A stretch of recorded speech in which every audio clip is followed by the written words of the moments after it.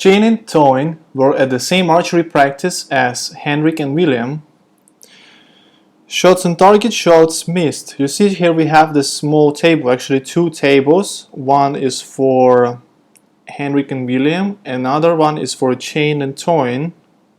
And we have to write the 4 students' names in order, starting with the students with the highest success rate. Let's figure this out. So first we have to, of course, find the success rate of each student. So Henrik, William, Jane, and Toyn. First, let's figure out how many shots were on target out of total. So for Henrik, he got 15 out of 25, right? In total, he shot 25. 15 plus 10, 15 plus 10 equals to 25. So for Henrik, it's 15 out of 25. William, 28 out of 28 plus 22, so 28 plus 22 equals to 50. So that's 28 out of 50. For Jane, it's 58 out of 100, right? 58 plus 42 is 100. And for Toyn, it's 48 over 27. Well, it's a bit hard to compare them like this. Oh, I'm sorry, not 27. We have to add them together. So 48 plus 27 actually. So he shot 75 shots in total. 48 out of 75. It's a bit hard to compare them like this, but it becomes really easy if we convert each of these to a decimal. So how can we do it? Well, we take a calculator and we type 15 over 25 equals to 0.6. 28 over 50. 28 over 50, it would be 56, 0.56. 58 over 100, I can see already 0.58. And finally 48 over 75 can be written as 0.64. Well, that's much better. Now we can clearly see who is the best, and that is Toyn, right? So number 1 is Toyn. We can make like a leadership table now. So Toyn is number 1 with 0.64 success rate. Then we have Henrik.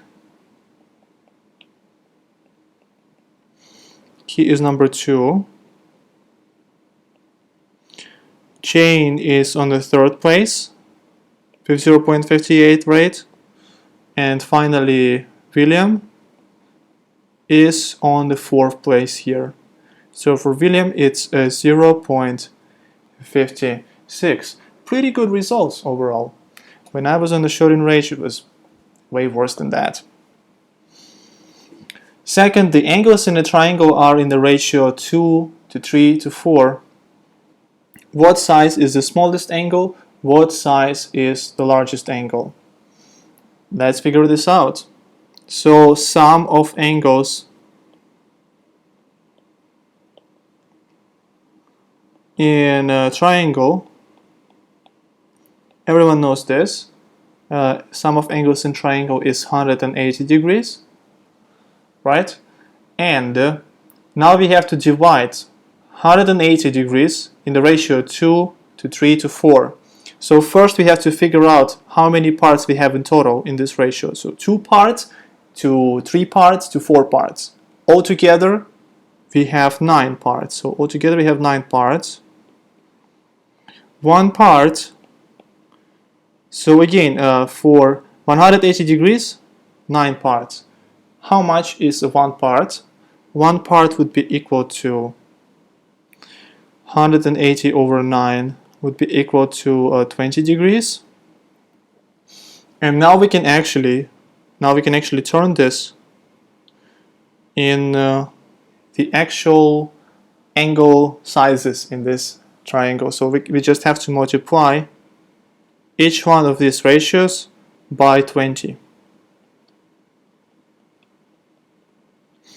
So it's going to be 40 degrees to 60 degrees to 80 degrees. And this is our smallest angle. 80 degrees is our largest angle.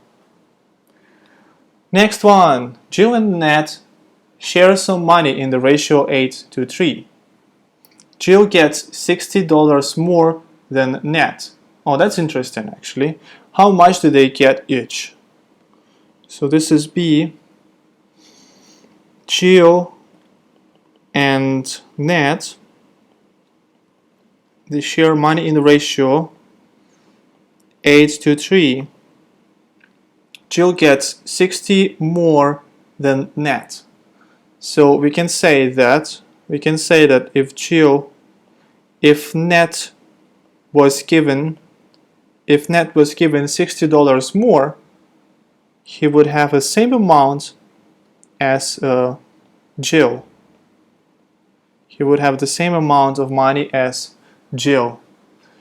So that means that if we say that Jill's amount of money, let's say that Net's amount of money is X. Let's say that Net gets X dollars. In this case, Jill gets 60 more, so Jill will get X plus $60. And now we can write this ratio again. So X plus 60, Jill to Net, which is X. Again, Jill, X plus 60, Net is X. This would be equal to 8:3. Okay, one more way to solve this kind of problems is to turn ratios into fractions. So this can become, so first part of it, left part becomes the top part, so X plus 60. Bottom part becomes, right part becomes the bottom part. So this is the top, this is the bottom. And this would become 8/3. So X plus 60 over X is the same as 8/3. How do we solve this kind of question? Well, we do cross multiply. So 3 times X plus 60 equals X times 8. Open the brackets. We get 3X plus 180 equals to 8X.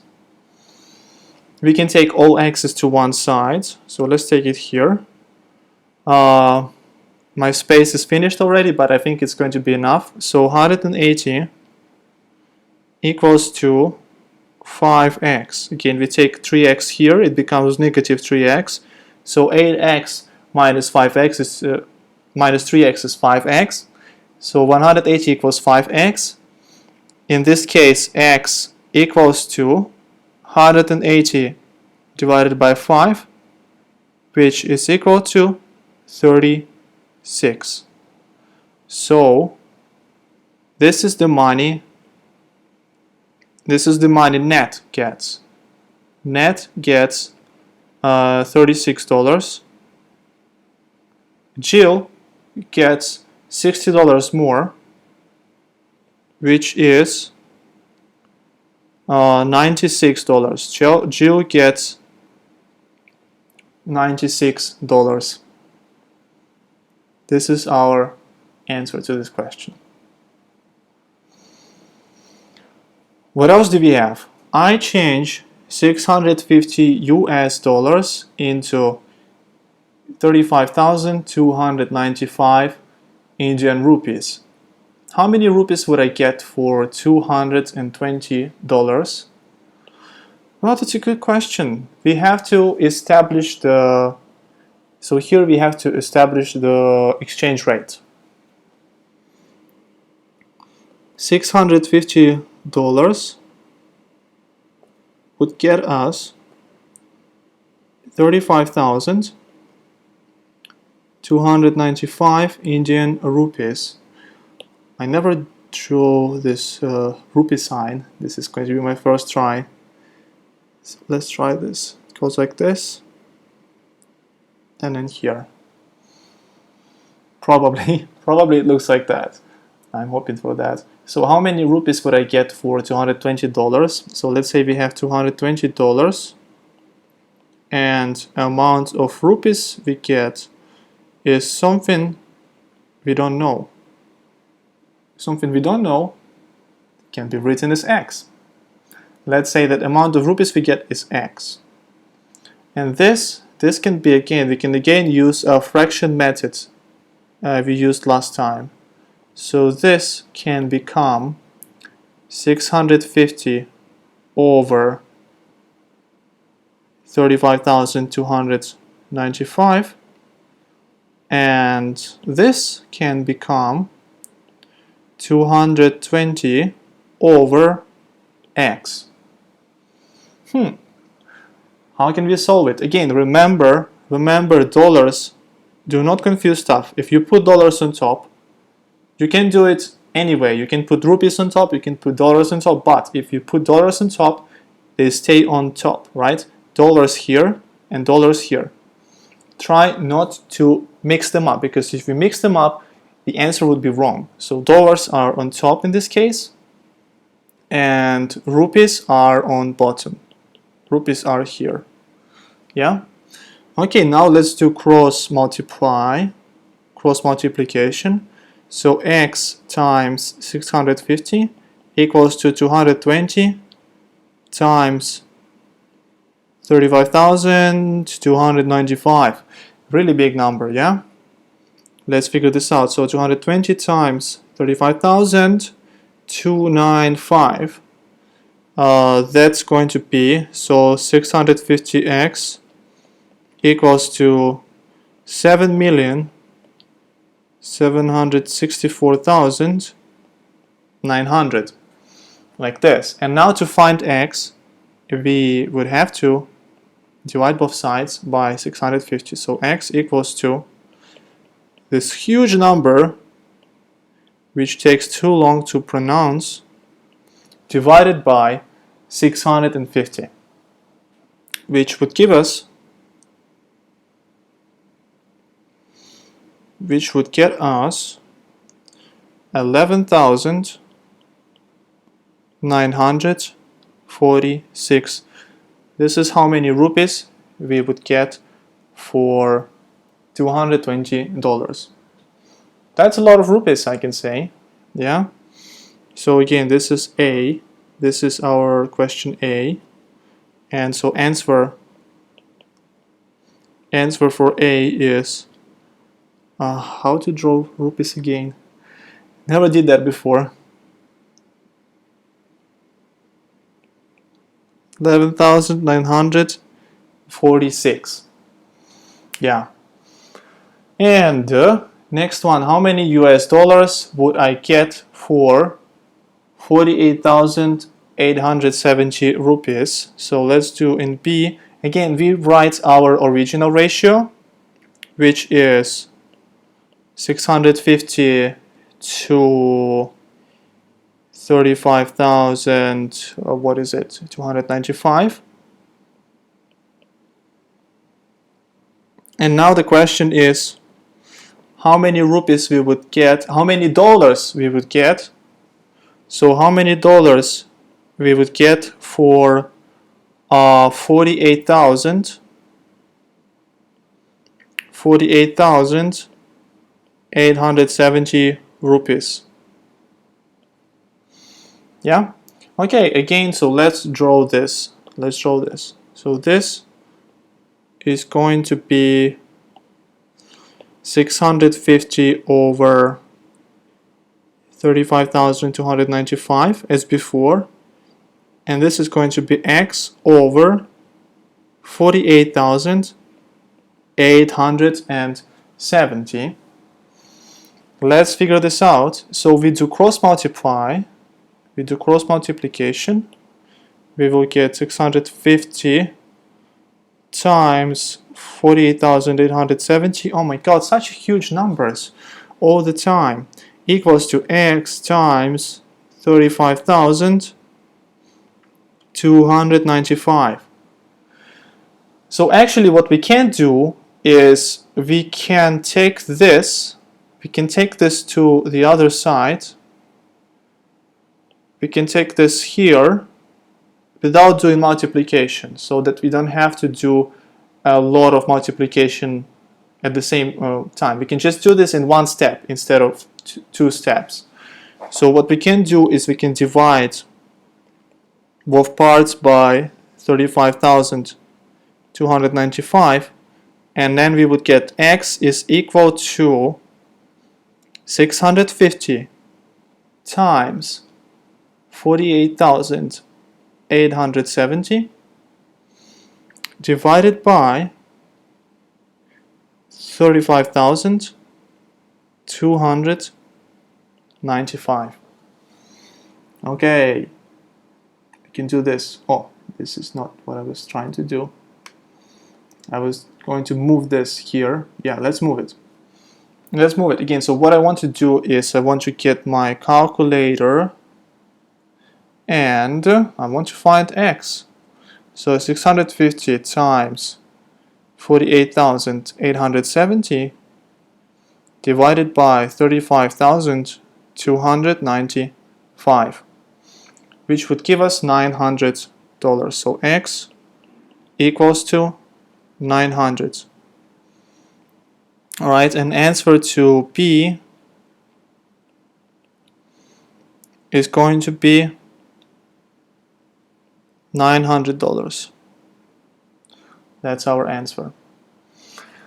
And that's it for this lesson. Today we learned, what did we learn today? Okay, let's move it back. Let's move this back. So we learned about ratio and proportion, right? About the scores, how to figure out the success rate. We learned about divided number in the ratio, in a given ratio. So take a look, please. And last thing we did is we changed US dollars into rupees, and we changed rupees back into US dollars. Okay, that's it for this lesson.